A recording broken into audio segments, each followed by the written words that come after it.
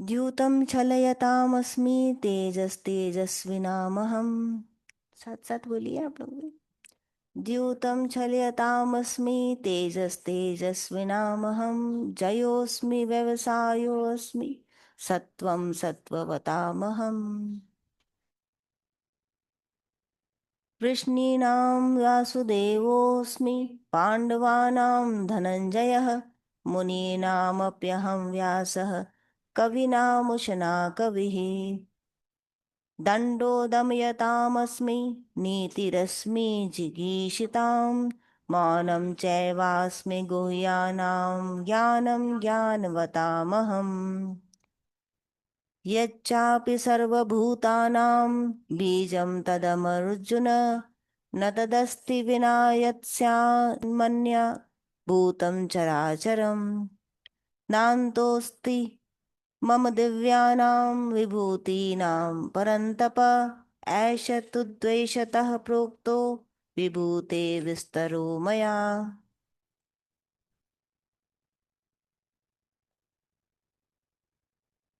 यद्यद्विभूतिमत्सत्त्वं श्रीमदूर्जितमेव वा तत्तदेवावगच्छ त्वं मम तेजोंशसम्भवम्। अथवा बहुनैतेन किं ज्ञातेन तवार्जुन।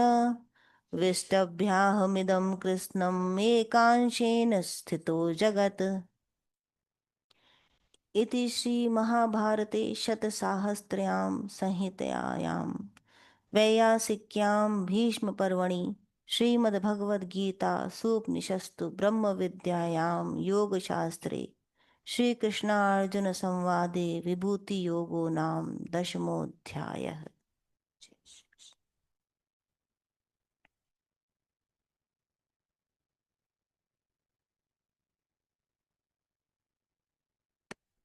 द्यूतं छलयतामस्मि तेजस्तेजस्विनामहं।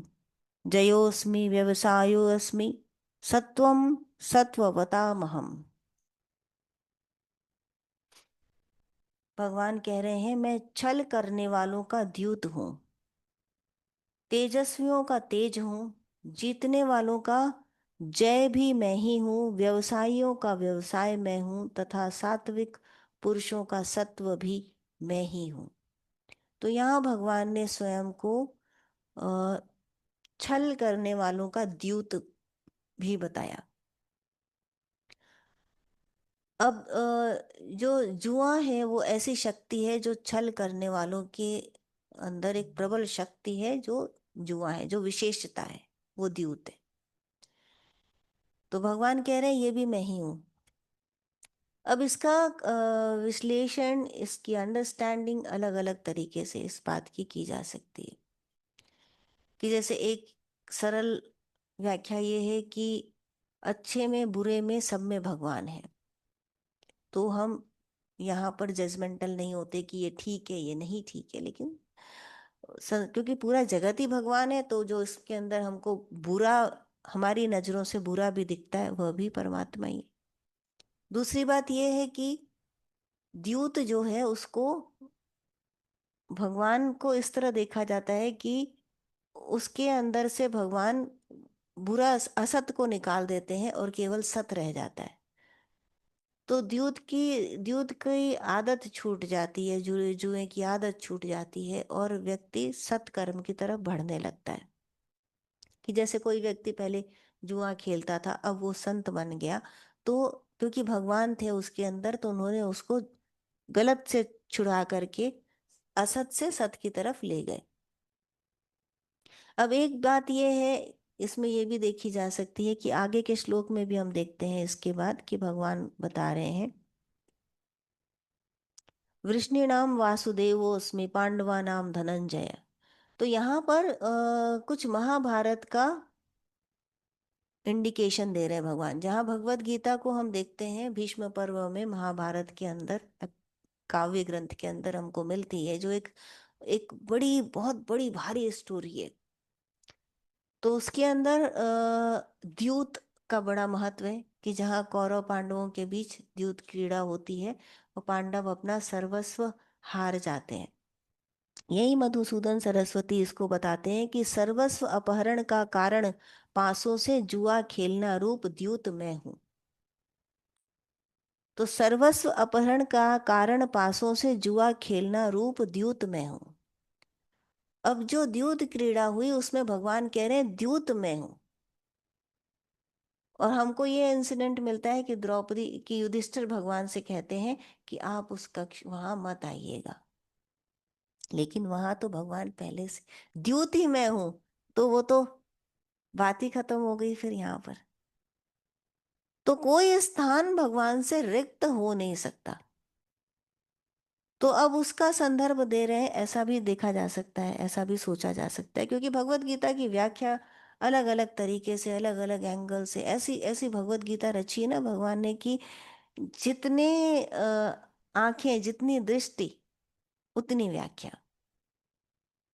तो इसके अंदर हमको महाभारत के संदर्भ की तरफ एक इंडिकेशन सा मिलता है कि द्यूत क्रीड़ा की बात की भगवान ने, और आगे धनंजय को और स्वयं को एड्रेस किया उन्होंने।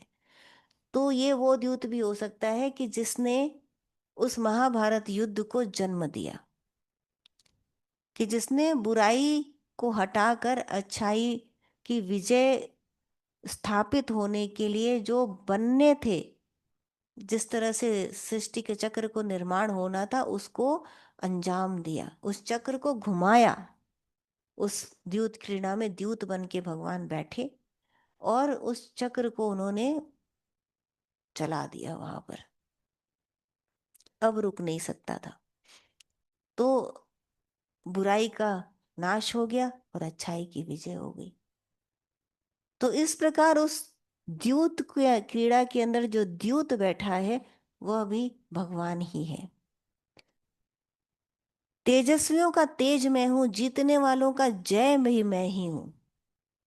अब महाभारत युद्ध में आप देखिए कि कितने तेजस्वी योद्धा थे दोनों पक्षों में। एक से एक बलवान तेजवान योद्धा थे, तो उनका तेज मैं हूं। और जीतने वालों का जय, पराजय की तरफ मैं जितना हूं उससे ज्यादा जय की तरफ भगवान बता रहे हैं कि ये मेरी विशेषता को तुम देखो कि जय। ऐसा नहीं है कि जैसे भगवान बता रहे हैं कि ये मैं हूं, तो ये नहीं कह रहे कि ये मैं नहीं हूं, बट मेरी विशेषता को तुम इसमें देखो, ऐसा बता रहे हैं। तो जीतने वालों में जय मैं हूं। अब इसको कैसे हम देख सकते हैं कि एक तो देखिए आप, पांडवों की जय हुई और उसमें भगवान कृष्ण थे। नारायण और नारायणी सेना के चुनाव का प्रस्ताव किया था उन्होंने, चुनाव का मौका दिया था दुर्योधन को। दुर्योधन ने नारायणी सेना को लिया, नारायण को नहीं लिया। तो नारायण किधर थे? हम 18वें अध्याय में देखते भी हैं कि जहाँ अर्जुन, जहाँ भगवान कृष्ण है वहाँ श्री है, समृद्धि है, विजय है। तो ये विजय विभूति वही है जहाँ भगवान कृष्ण, जहाँ नारायण स्वयं विद्यमान है। तो वो कह रहे हैं कि जीतने वालों का जय मैं हूँ, तथा सात्विक पुरुषों का सत्व भी मैं ही हूँ। जो सात्विक है, जो सत पर है, उसी का जय है, उसी के अंदर तेज है।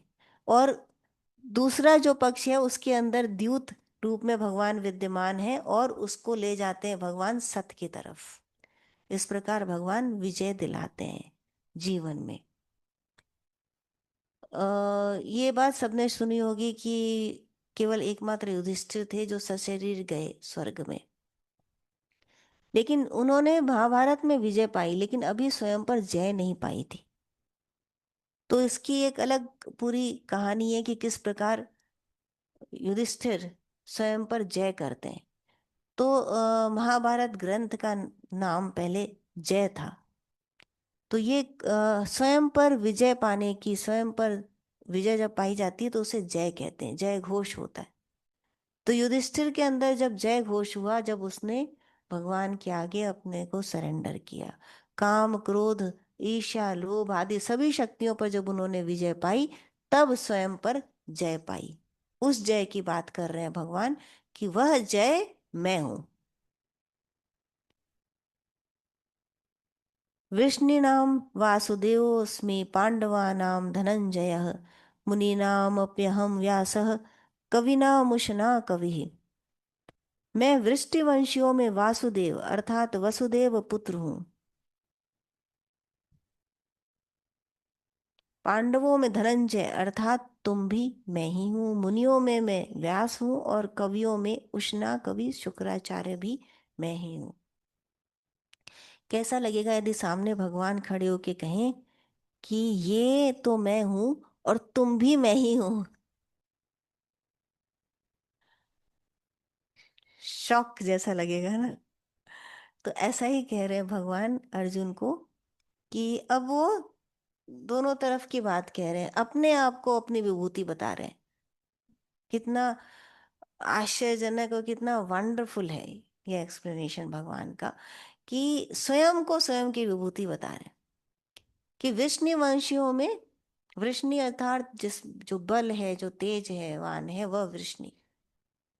तो उनके अंदर मैं वासुदेव। अब ये क्या है, एक पौराणिक इंसिडेंट है कि हम एक कथा को देखते हैं कि किस प्रकार भगवान कृष्ण पैदा हुए थे, फिर वो गोकुल आए, मथुरा में उन्होंने द्वारिका में उन्होंने राज किया, कंस को मारा, तो हमको एक पूरी स्टोरी मिलती है। तो वही बता रहे हैं वो कि विष्णु वंशियों में मैं वासुदेव कृष्ण हूँ। लेकिन वासुदेव नाम चूज किया उन्होंने, वासुदेव इसलिए कि सर्वत्र व्याप्त हूं मैं। वासुदेव का अर्थात सर्वत्र व्याप्त। तो तुम यदि मेरी मेरी वंशावली को देखो तो मैं वसुदेव में कृष्ण हूं, और तुम मुझे ठीक से देखो तो मैं वही वासुदेव हूं जो सर्वत्र व्याप्त है। और धनंजय को कहा पांडुओं में तुम धनंजय हो। तो पांडु कौन हुए, जो पवित्र हैं, जो पुण्यवान हैं, जो पंडित हैं, सच्चे पंडित हैं, वो पांडव। और उनके अंदर धनंजय, जिसने धन पर विजय पाई। धन पर विजय कैसे प्राप्त करते हैं? एक दूसरे का गला काट करके, एक दूसरे को नीचा दिखा करके नहीं, धन पर विजय प्राप्त करते हैं धन का त्याग करके। तो कश्यस्विद धनम, ईशा उपनिषद कहता है ना हमें कि ये धन किसका है, तो किसी का नहीं है, न मेरा न तुम्हारा, न तुम अपने संग लेकर के आए थे, न तुम अपने संग लेके आए थे। लेकिन कैसे कितनी लड़ाइयाँ होती हैं जमीन के लिए, जायदाद के लिए, ये मेरे, ये मेरी, ये मेरी, ये मेरी। किसी की नहीं है, भूमि तो गोपाल की। तो उसको त्याग करना चाहिए कि नहीं, ये हमारी नहीं है, जिसकी है उसकी है। तो जब त्याग किया जाता है, जब आप एक कण को भी कहोगे कि ये मेरा है, तो इसका मतलब ये हुआ कि बाकी के सारे कण आपके नहीं हैं। इसका यही मतलब हुआ ना। आप जैसे कहते हो कि ये घर दो दो फ्लोर का बना हुआ एक मकान आपका है, तो आप कहते हो ये मकान मेरा है। इसका मतलब ये हुआ कि अगल बगल के सारे मकान इस शहर के, इस देश के, इस पूरी अर्थ के आपके नहीं हैं। लेकिन जब आप त्याग देते हो कि मेरा कुछ भी नहीं है, इन दैट वेरी मोमेंट पूरा संसार आपका है। तो वो धनंजय जिसने सर्व सबको त्याग दिया था, वो धनंजय तुम हो पांडवों में। तो सबका त्याग कर देने से क्या हुआ, वह भी सर्वत्र व्याप्त हो गया। तो भगवान ने कहा कि ये वासुदेव वृष्णिवंशियों में ये मैं हूं, वो वासुदेव जो सर्वत्र व्याप्त है, और तुम धनंजय, तुम भी मैं ही हूं। ये मधुसूदन सरस्वती जी की अद्भुत व्याख्या है।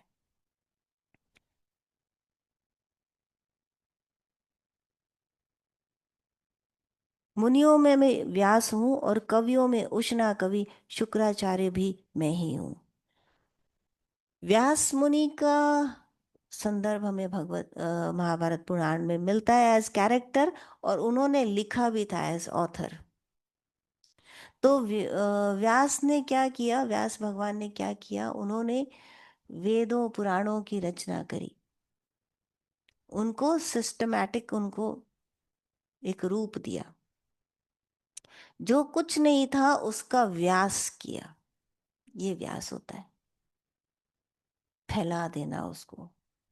और उष्णा कवि, कवियों में उष्णा कवि, ज्ञानियों में जो उष्णा, जो सूक्ष्मदर्शी हैं, जो गहरे पेनिट्रेट करते हैं, शुक्राचार्य। तो जो किसी चीज को खींच करके ले जाए गहराई में, सूक्ष्मदर्शी है, वह भी मैं हूं। और जो उसको बढ़ा करके सृष्टि का सृजन कर दे, उसको व्यापक दृष्टिकोण दे दे, वह व्यास भी मैं ही हूं।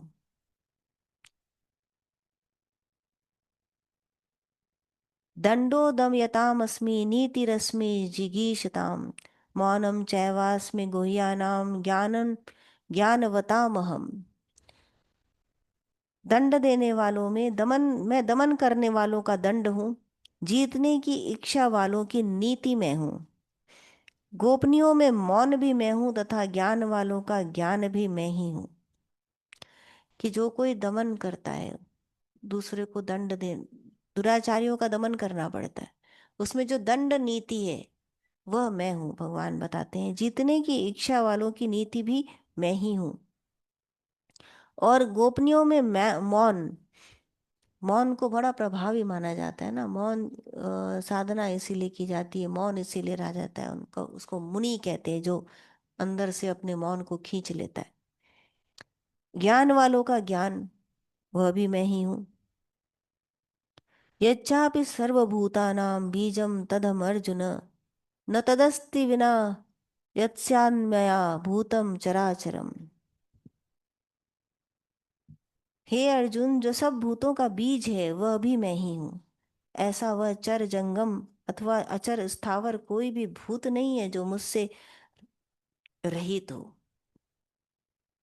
बीजम तदहम अर्जुन, तद अहम अर्जुन, मैं ही बीज हूँ।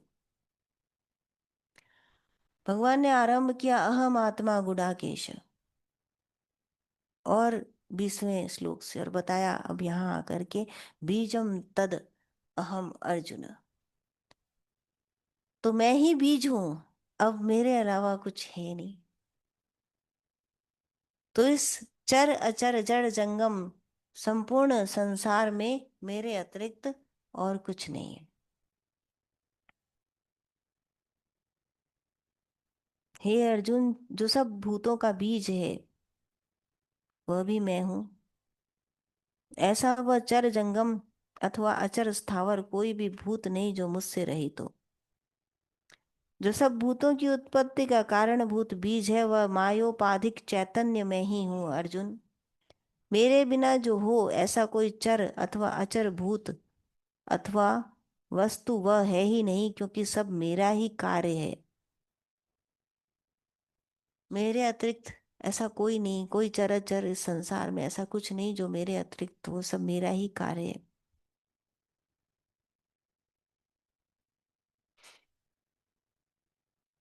तो उसका क्या क्या वर्णन किया जाए उसका।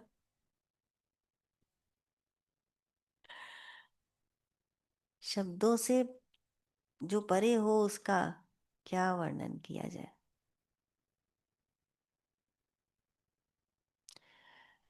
राम सुखदास जी सुंदर लिखते हैं इसमें कि जब भगवान ने इसको बीज कहा कि मैं बीज हूँ, कि हम खेती जब करते हैं तो हम देखते हैं कि गेहूं बोते हैं तो गेहूं होता है, आम का पेड़ गुठली लगाते हैं, बीज लगाते हैं तो आम होता है। लेकिन भगवान के बीज से कैसी विचित्र विविध प्रकार की सृष्टि उत्पन्न होती है।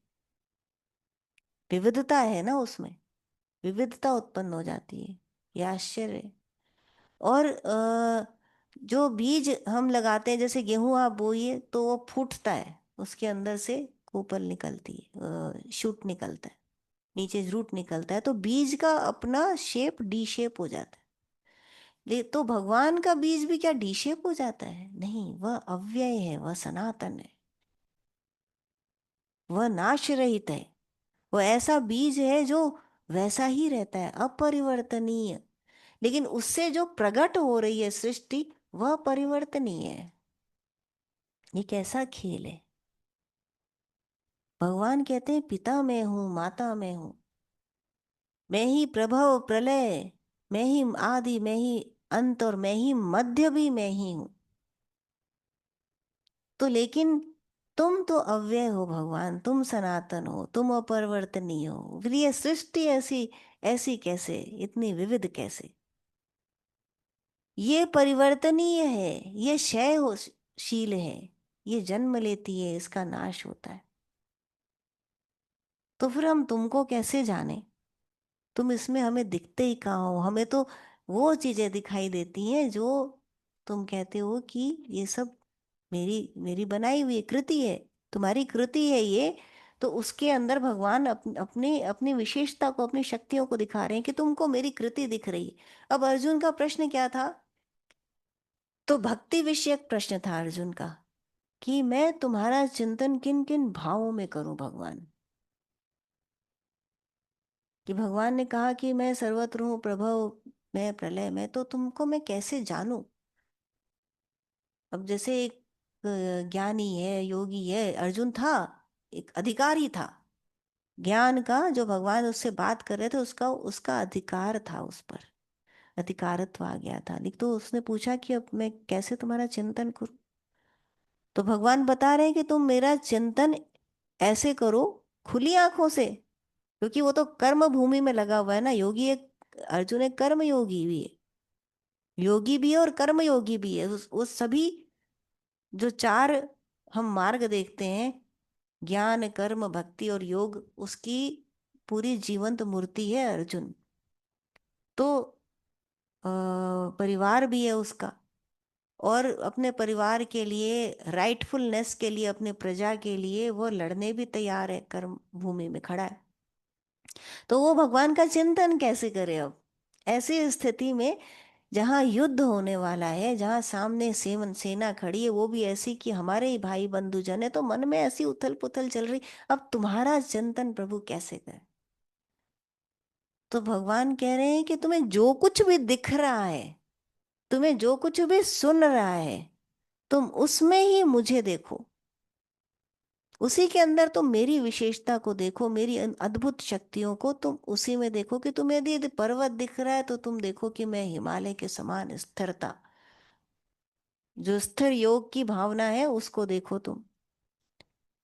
तुम्हें यदि सामने दिखाई दे रहा है कि इस द्यूत क्रीड़ा से ये सब हुआ, तो उस द्यूत, वो द्यूत मैं ही हूं, तुम ये देखो। तुम्हें यदि तेजस्वी शूरवीर दिखाई दे रहे हैं, तो उनका तेज मैं ही हूं। इस प्रकार तुम मेरी विभूतियों का दर्शन करो और मुझे याद करो हर पल। तुम्हें मैं दिखाई दूंगा, और तुम कहीं अपने मार्ग से भटकोगे नहीं। यदि तुम हम भगवान को देख रहे हैं, तो कैसे भटकेंगे? भटकते हम कब हैं? जब हम भगवान को नहीं देखते, हम उस वस्तु को देखते हैं जो परिवर्तनीय है, जो क्षणांश में गल जाने वाली है। हम उसको देखते हैं, तो हम भगवान को देख नहीं पाते। तो अर्जुन के इस प्रश्न का उत्तर देते हुए कि ये भक्ति विषयक प्रश्न है। तो भक्ति विषयक प्रश्न है, तो भगवान ने भक्ति विषयक ही उसको उत्तर दिया कि तुम इस प्रकार मुझे देखो विभूतियों को। ये विभूतियां योग के द्वारा भी अर्जित की जाती हैं। जब हम पतंजलि के सूत्रों में देखते हैं, तो विभूति योग जहाँ पर है, वहाँ उन शक्तियों की बात है कि जहाँ संयम के द्वारा उन शक्तियों को योग के द्वारा अर्जित किया जाता है। एक भगवान ने अपनी इन शक्तियों में, विभूतियों में सब प्रकार की विशेषताएं बता दी हैं। पर कुछ विशेषताएं भागवत में अलग हैं विभूतियां, और भगवत गीता में अलग है। तो इसका अर्थ क्या है? इसका अर्थ ये है कि उन उन चीजों को, उन बातों को ना पकड़ करके जो भगवान कह रहे हैं उन पर ध्यान दिया जाए। कि जो भी हमें हमारे योग्य दिखता है, हम उस पर ध्यान करें भगवान का। अनेकानेक विभूतियां बताई भगवान ने। 7वें अध्याय में 17 विभूति बताई, 9वें अध्याय में 37 विभूतियां बताई, 10वें अध्याय के एक श्लोक में भाव संबंधी 20 विभूति, व्यक्ति संबंधी 25 विभूति, और अब 20वें श्लोक से 39वें श्लोक तक भगवान ने 82 विभूतियां बताई। 15वें अध्याय में पुनः भगवान 13 विभूतियों का वर्णन करते हैं। हरि अनंत हरि, कथा अनंता। तो सब तरफ उनकी विभूतियां, सब तरफ उसी का विस्तार। उसके अतिरिक्त और कुछ नहीं। यही भगवान बता रहे हैं कि बीज से जैसे पेड़ प्रकट होता है, वैसे ही मुझसे यह संसार प्रकट हो रहा है।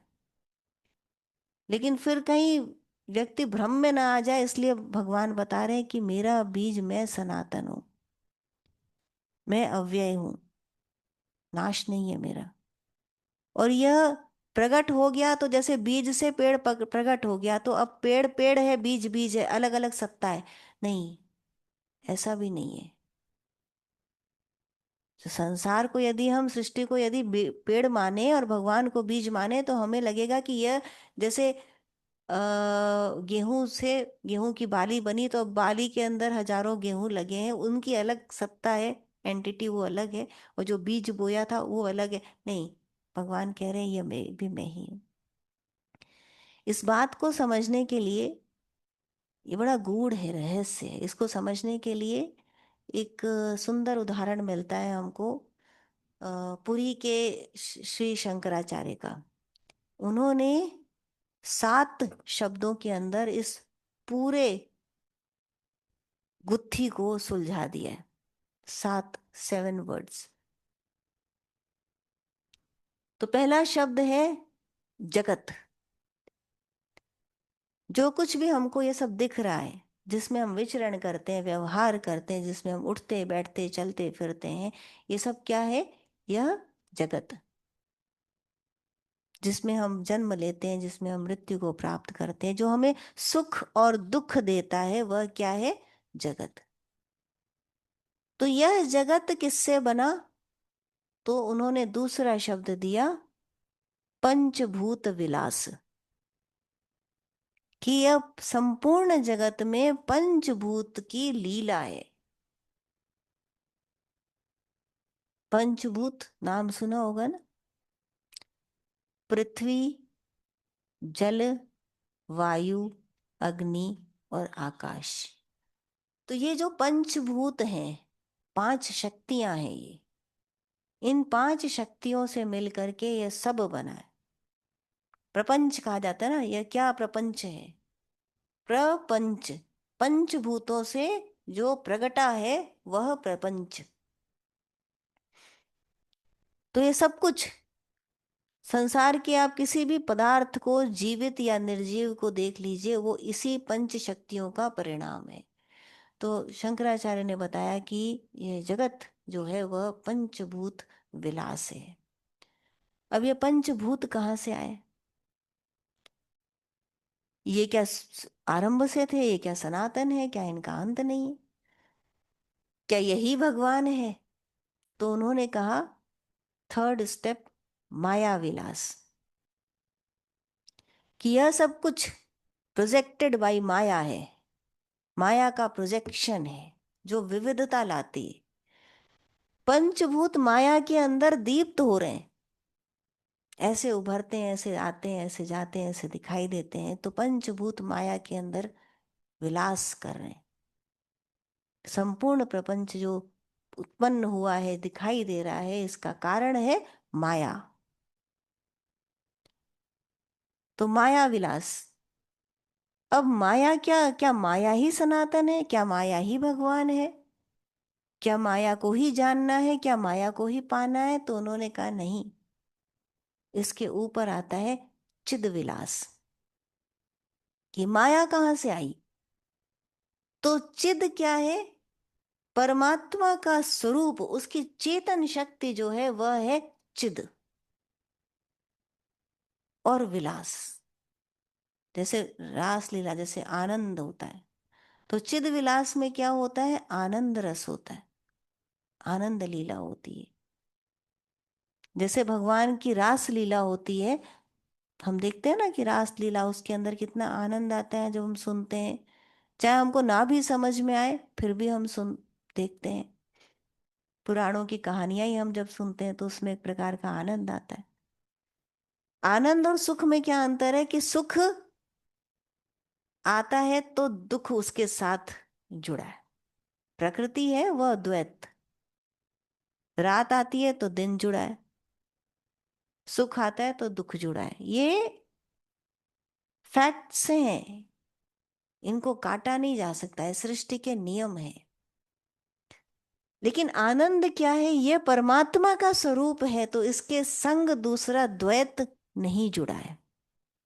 तो चिद विलास क्या है? जो माया को प्रकट कर रहा है, परमात्मा की स्वरूप की चेतना का विलास है, उसकी आनंदमयी अनुभूति है। उस चिद विलास में यह माया विलास हो रहा है, उस माया विलास में ये पंचभूत विलास हो रहा है, उस पंचभूत विलास से ये जगत प्रकट हो रहा है। तो क्या चिद विलास अंतिम है? नहीं। वो कहते हैं चिद विवर्त। चिद विवर्त जो आत्मिक स्वरूप है, जो परमात्मा का स्वरूप है, उसमें ये जो चिद विलास है, यह भ्रम के समान प्रतीति है। वह संपूर्ण सत्य नहीं है, वह एक भ्रम की तरह प्रतीति है, विवर्त है। कैसे? कि जैसे हमें रस्सी दिखती है, हमें सांप दिखता है, दूर पानी का आभास होता है लेकिन है नहीं। हमें सांप दिखता है लेकिन वो सांप है नहीं, वो है। उजाला हो जाने से हमें रस्सी दिखती है, और एक बार हमें रस्सी दिख गई तो फिर हमें सांप की अनुभूति नहीं होती, फिर हमें उससे डर नहीं लगता। छोटे बच्चे खेल रहे थे, एक बार बाहर उन्हें एक खंबा दिखाई दिया अंधेरे में, तो एक ने कहा ये भूत है। सब भूत भूत चिल्लाने लगे, डर गए, ये भूत है। डर भी लग रहा है, अब उसमें उनको उसका चेहरा भी दिखाई दे रहा है कि देखो भूत के ऐसे नाखून दिख रहे हैं, ऐसा काला चेहरा दिख रहा है, ये दिख रहा है, वो दिख रहा है। तब तक कोई बड़ा व्यक्ति, बुजुर्ग व्यक्ति आया गाँव, और उसने कहा कि देखो ये भूत नहीं है। उसने एक लैंप दिखाया और कहा कि देखो ये तो खंबा है। अब जैसे ही देखा कि वो खंबा है तो उसमें से वो मुख, वो दांत, वो नाखून, वो भय सब चला गया और खंबा दिखाई दे गया। तो सुख और दुख, जो जगत ये हमें दिखाई दे रहा है, जिसमें हम भ्रमण कर रहे हैं, जिसमें हम भ्रमण कर रहे हैं, जिसमें हम व्यवहार कर रहे हैं, जो हमें सत्य प्रतीत हो रहा है, वो वस्तुतः भ्रम है, चिद विवर्त है, परमात्मा के स्वरूप का यह लीला से ऊपर यह विवर्तमान स्थिति, विवर्त की। तो जो हमको प्रतीति हो रही है, प्रतीति नहीं, केवल विवर्त है यह। तो कैसे इसको समझे? यदि ये भ्रम है तो फिर सत्य क्या है? तो उन्होंने छठा शब्द दिया, चिन्मय। ये सब कुछ क्या है? ये चिन्मय है, ये सत्ता, स्वरूप की सत्ता है। कि जैसे अब इस बात को चिन्मय को कैसे समझे? कि जैसे हमने देखा कि समुद्र है, समुद्र में लहरें हैं, लहरों में बूंदे हैं, तो हमें बूंदे दिखती हैं, उछाल पार का चार मार का समुद्र दिखता है, अनंत की लहरें दिखाई देती हैं, दूर से आती, छोटी बड़ी ऊंची। तो समुद्र दिख रहा है, लहरें दिख रही, बूंद दिख रहे हैं, उछाले दिख रही है, उसके अंदर की किरणें दिख रही है, आवाज सुन रही है। कहते नहीं, क्या है ये? केवल जल, वाटर ओनली, और कुछ नहीं। अब यदि हम केवल जल को देख लें तो जल ही है ना, फिर लहर का, बूंद का, सागर का अलग अलग अस्तित्व नहीं, क्या है? सब जल। तो ये क्या है? ये चिन्ह है कि जैसे मिट्टी से बना हो तो क्या कहते हैं उसको? मृण्मय। स्वर्ण से बना हो तो क्या कहते हैं? स्वर्णमय। वैसे ही चित्त से बना है तो क्या कहते हैं? चिन्मय। तो तो यह यह संपूर्ण संपूर्ण सत्ता सत्ता परमात्मा परमात्मा की की सत्ता सत्ता ही ही है, है, यह ये उसका उसका स्वरूप स्वरूप ही ही है, है, जिससे जिससे ये ये सब सब कुछ कुछ बना बना है, है, अलग अलग से से कुछ कुछ नहीं, नहीं, कुछ कुछ बना बना ही ही नहीं नहीं है। है। ये ये भ्रम है। कि कि जैसे जैसे यदि यदि स्वर्ण स्वर्ण के के आभूषण आभूषण बनते बनते हैं, हैं, तो तो आभूषण आभूषण यदि यदि बहुत बहुत सुंदर सुंदर हो हो तो तो हम हम उसके उसके अंदर अंदर क्या क्या कार्य कार्य करते हैं? करते हैं, हम हम उसमें उसमें 35% 35% 40% 40% भी भी मेकिंग मेकिंग दे दे देते देते हैं, हैं, सोना सोना कम कम हो हो जाए जाए चाहे। चाहे। क्यों? क्यों? क्योंकि क्योंकि हमको हमको उसकी उसकी सुंदरता सुंदरता दिखाई दिखाई देती देती है, है, वो वो आभूषण आभूषण में में आभूषण आभूषण की की सत्ता सत्ता दिखाई दिखाई। देती है, स्वर्ण की सत्ता नहीं दिखाई देती।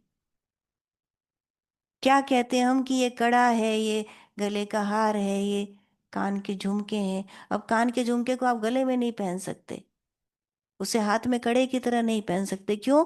क्योंकि उसकी अपनी अपनी अपना अपना आकार, अपना अपना व्यवहार है। लेकिन वो कहते हैं कि नहीं, स्वर्ण जो सत्य है वो स्वर्ण है, बाकी सब कृत्रिम। कि जैसे मिट्टी के अलग अलग बर्तन बने, लेकिन क्या है? सत्य क्या है? मिट्टी। घड़े के अंदर उसके ऊपर, उसके नीचे, उसके अंदर, उसके बाहर मिट्टी ही है, उसके अतिरिक्त और कुछ नहीं है। जो आकार है वो भ्रम है। कि चिदाकाश, मठाकाश और घटाकाश में कोई अंतर नहीं है, वो उसी की सत्ता है। केवल उसके उससे बना नहीं है। यहाँ डिफरेंस क्या है? कि हम कहते हैं कि मिट्टी से ये बर्तन बन गए, तो कुम्हार अलग, मिट्टी अलग और बर्तन अलग नहीं, ये केवल उससे बना नहीं है, ये वही है, उसके अतिरिक्त और कुछ नहीं है। तो सातवां शब्द दिया उन्होंने, चिन्ह मात्र। कोई अतिरिक्त नहीं, भगवान के अतिरिक्त और कोई सत्ता नहीं, कुछ है ही नहीं, यह चिन्ह मात्र है। एको हम द्वितीयो नास्ति, वासुदेव सर्वम। वही वही है, उसके अतिरिक्त और कुछ है ही नहीं। सिरे से डिनाई कर दिया सबको। तो जगत पंचभूत विलास, माया विलास, चिद विलास, चिद विवर्त, चिन्मय और चिन्ह मात्र, इन सात सात शब्दों में उन्होंने पूरा वेदांत, पूरा ज्ञान संग्रहित कर दिया। तो भगवान यही बता रहे हैं अर्जुन को कि तुम क्या देखना चाह रहे हो। तुम मेरी विभूतियों को जान करके तुम क्या पाना चाह रहे हो पार्थ? मैं तो अपने तेज के क्षणांश से ब्रह्मांडों को ग्रहण करता हूँ, धारण करता हूँ।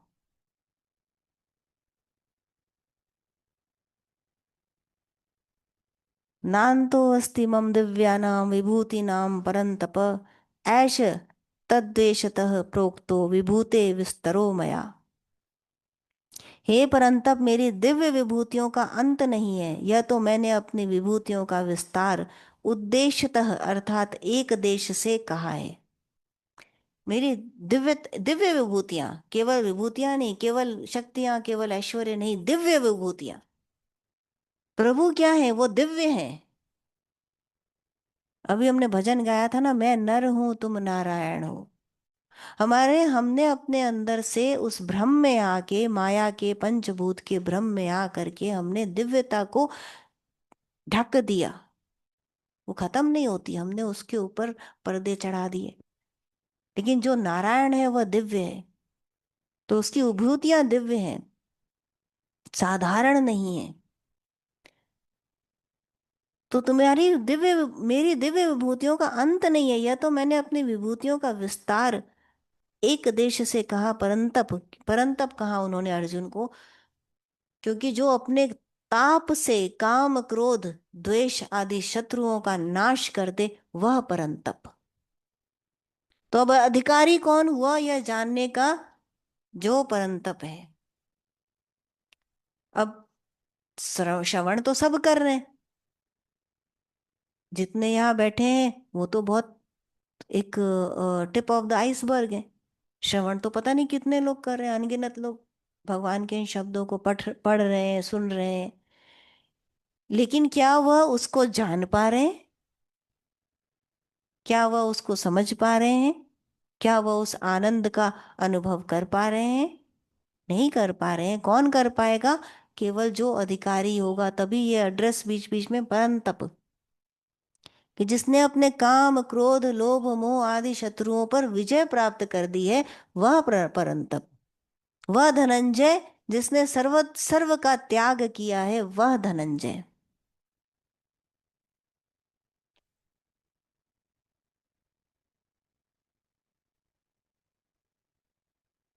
यद यद विभूतिम सत्वम श्रीमद ऊर्जितमेव वा तत्तदेवावगच्छ त्वं मम तेजो अंश संभव।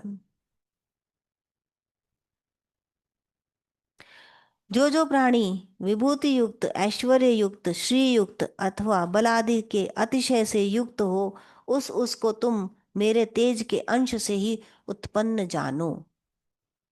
उस उसके अंदर इसका अभिप्राय क्या है? भगवान क्या कह रहे हैं कि ऐसे नहीं कह रहे कि जैसे हम कहें कि जो नेता है सबके सब भगवान है, कि जो कोई बहुत बड़ा साइंटिस्ट है तो वो भगवान है, जो बहुत बड़ा कलाकार है वो भगवान है। ये ये एक साधारण व्यवहार की बात है। लोग अपने आप ही जो बलिष्ठ है, जो तेजवान है, उसको भगवान बना लेते हैं। आप किसके आगे झुकते हो? आपका व्यवहार, आप खुद को देखो कि हमारा व्यवहार कैसे फर्क हो जाता है। सामने जैसे ही कोई धनवान व्यक्ति आता है, आपको पता है कि उसके पास मिलियन की प्रॉपर्टी है, आपका व्यवहार कैसे बदलता है। और वही जब एक गरीब बगल से झाड़ू निकालता हुआ निकलता है, आपका व्यवहार कैसे बदलता है। जब आप एक जर्नी करें तो उसको और समझ में आता है कि कैसे व्यवहार बदलता है। क्यों बदला व्यवहार? क्योंकि आपने उसके अंदर सोचा कि भाई ये तो भगवान है, विभूतियां इसके अंदर, तेज है, पैसे का बल है। या फिर क्या चीज का तेज है? किसी ने साधना करी, योग किया, उसका तेज आ गया उसके अंदर। किसी ने पढ़ाई कर ली बहुत और बहुत बड़ा विद्वान बन गया, उसके अंदर उसका तेज आ गया। कोई मिस यूनिवर्स बन गया तो उसका तेज आ गया। तो ये तेज भगवान कहते हैं तुम मुझे देखो। इसका मतलब ये नहीं कि वो भगवान है, नहीं। भगवान का इसका अर्थ क्या है? क्या कहना चाह रहे हैं भगवान? कि तुम जहां भी देखो मुझे ही देखो, क्योंकि तुम्हारी दृष्टि स्वभावतः उधर ही जा रही है जहां पर तुम्हें कुछ बड़ा दिखाई दे। तुम्हारे हाथ वहीं जुड़ रहे हैं, तुम्हारा सर वहीं झुक रहा है। तो तुम्हारा स्वभाव है ये। तो अब तुम और नीचे गिरते जाओगे यदि तुमने ऐसे लोगों को प्रणाम किया। ऐसे लोग कौन? उसी पंचभूत से बना हुआ वह। तो उसके अंदर तुम मेरी नारायणी सत्ता को देखो। तो तुम उस पर्सन विशेष को नहीं देखोगे, उस वस्तु विशेष को नहीं देखोगे, तुम नारायण को देखोगे। और तब तुम्हारे अंदर स्वरूप को देखने से स्वरूप की झलक आने लगेगी। जो पहले से विद्यमान है दिव्यता, वह उभरने लग जाएगी। तो अब और विभूतियों को देखो जितनी भगवान ने बताई, वो तो उन्होंने कहा ना कि अनंत है।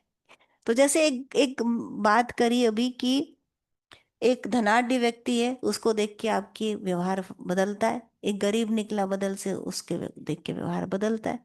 तो गरीब के अंदर उसका गरीब होना ही विशेषता है। यही उसकी विशेषता है, यही परमात्मा का तत्व यही है।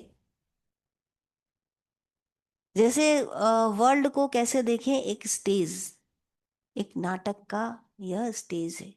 नाटक होने वाला है। अब नाटक शुरू होता है तो तरह तरह के कैरेक्टर आते हैं।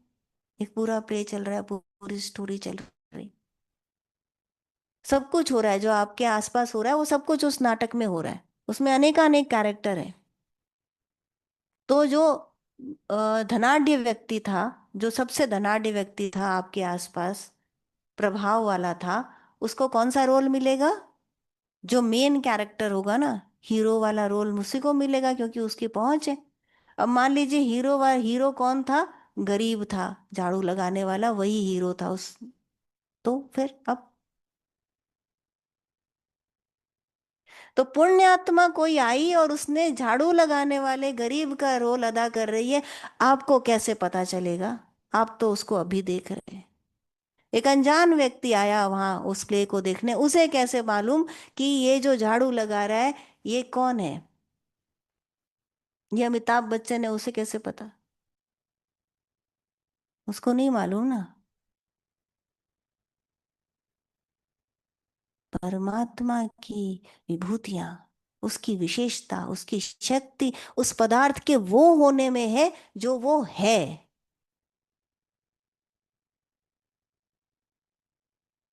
पर्वत का पर्वत होना कैसे सिद्ध होगा कि वो स्थिर हो, वो वो महान हो? उसके अंदर एक तरह का भार नहीं, वैसा भार नहीं जिसको हम तम कहते हैं, ऐसा भार जो उसको स्थिरता देता है। तो भगवान ने कहा ऐसा पर्वत मैं हूं, वह स्थिरता में हूं, वह तत्व। तो एक गरीब का गरीब होना कैसे सिद्ध होगा, ये उसकी परमात्मा की विशेषता है।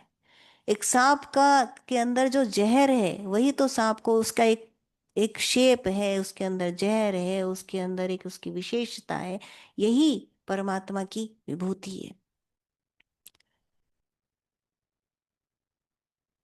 तव प्रेरित माया उपजाए, सृष्टि हेतु सब ग्रंथ न गाए।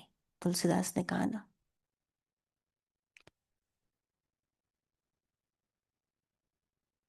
कि तुम्हारी प्रेरणा से सब उत्पन्न हुए, और सृष्टि ठीक से चले, उसकी रचना ठीक से चले, उसके कार्य व्यवहार ठीक से चले, इसके लिए सबको अपना अपना रोल दिया गया। और उस सबके अंदर तुम हो भगवान।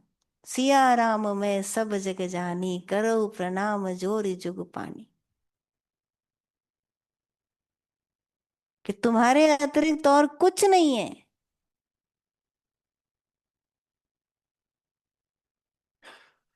It's you and you only. अब हम यू कहें तो हम कौन, हम मतलब हम अलग हो गए और वो, तो भगवान कहते हैं तत्त्वमसि अर्जुन, तुम भी मैं ही हूं।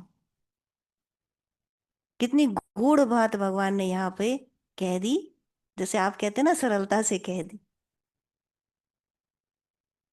तो सरलता से भगवान ने समझा दिया कि देखो अर्जुन, इस रथ पर बैठा हुआ वृष्णि का वासुदेव मैं हूं। तुम धनंजय, पांडुपुत्र धनंजय, तुम भी मैं ही हूं।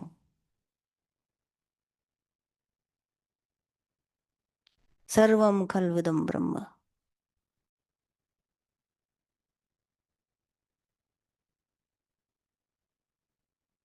जय श्री कृष्ण।